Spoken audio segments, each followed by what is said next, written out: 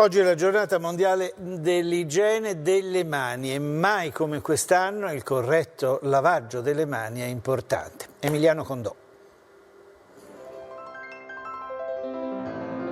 Curare le mani perché le mani curano, un'attenzione verso noi stessi e chi ci sta vicino. L'Istituto Superiore di Sanità sceglie le note di Chopin per celebrare la giornata dedicata a un gesto semplice eppure fondamentale, soprattutto in epoca di coronavirus, il lavaggio delle mani, una pratica che ogni anno salva migliaia di vite, spiega l'Organizzazione Mondiale della Sanità, perché nel mondo ancora oggi un paziente su 10 contrae in ospedale un'infezione spesso evitabile, quindi le istruzioni a ritmo di rap.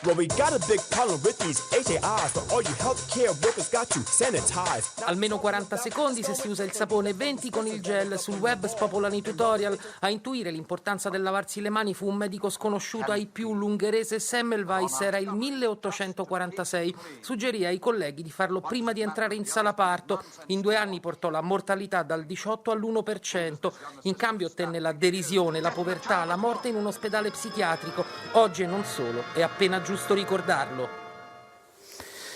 Vediamo